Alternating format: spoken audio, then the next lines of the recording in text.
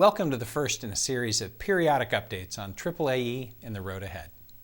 For this first installment, I want to give you a year-end summary of 2013 and a look at the focus issues and activities of early 2014.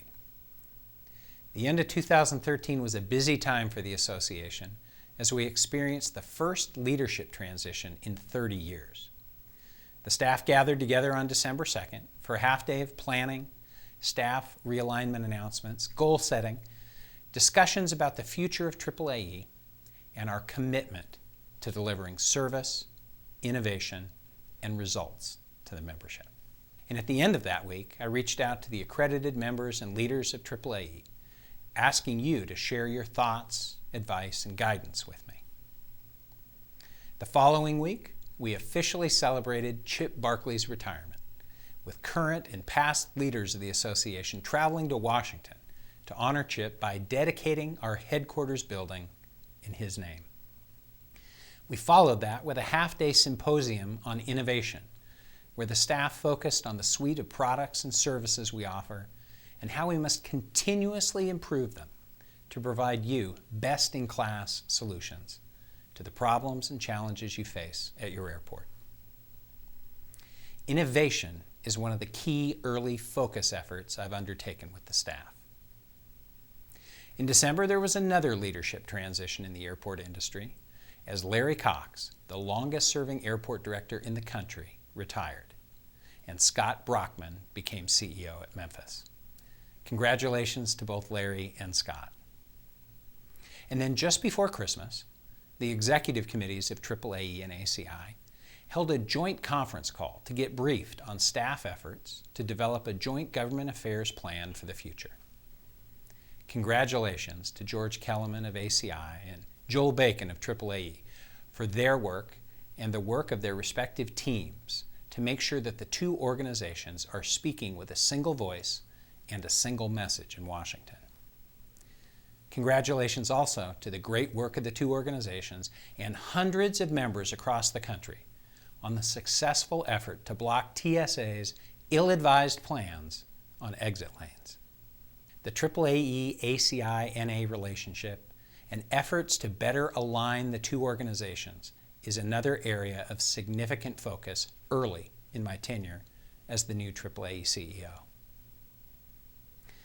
In early January, the Board of Directors met, and we were joined by ACI-NA Chair Mark Reese of Seattle and George Kellerman of the ACI staff.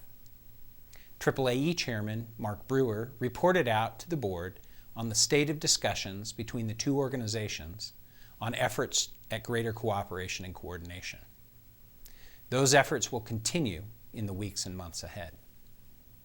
After the board meeting, we were joined by hundreds of industry leaders for the 28th Annual Aviation Issues Conference, where we discussed the aviation agenda for the year ahead and dealt with topics such as next-gen, international aviation, airport-airline relations, and the political landscape in Washington, D.C., and how that will impact the upcoming FAA reauthorization debate. January also saw the successful passage of an omnibus spending bill that partially rolled back sequestration by fully funding the Airport Improvement Program and the Contract Tower Program. In mid-January, I sat down with my new counterpart at ACI-NA, Kevin Burke, who comes to his new position having worked for most of his career in associations, including a 13-year stint as the head of the Footwear and Apparel Association. He started in his new post in late January. And January ended with a chance to speak at the Southwest Chapter's 54th Annual Management Short Course in Monterey, California, where the theme of the conference was Learning Never Ends. On the near-term horizon, Chairman Brewer and I, along with Joel Bacon, will attend the upcoming ACI-NA Winter Board meeting in Tucson. During the selection process for the CEO position, I had recommended that the chair and the CEO of each organization, along with the top legislative staffer, attend the first board meeting of the year of the other organization.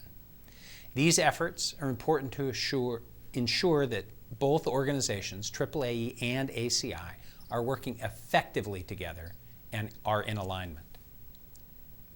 After that, Chairman Brewer will lead a delegation to New Zealand for the AAAE IAAE North America Pacific Aviation Partnership Conference. And AAAE First Vice Chair Randy Berg and I will head to Denver for the ACC AAAE Airport Planning, Design, and Construction Symposium with over 600 attendees, as well as a meeting of the AAAE Corporate Committee.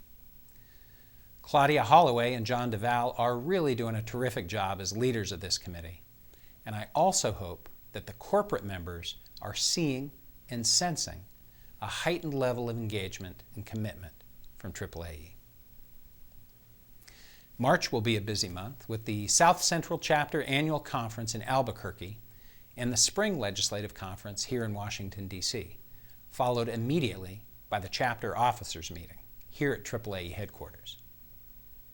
The executive committees of AAAE and ACI will get together that week as well to review where we stand on our continuing efforts to coordinate, collaborate, and seek greater efficiencies between the two organizations.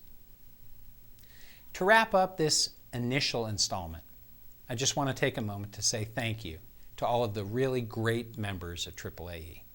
You've been very generous with your time in responding to emails and phone calls, offering support and advice as we turn the page and set out on the road ahead for the organization.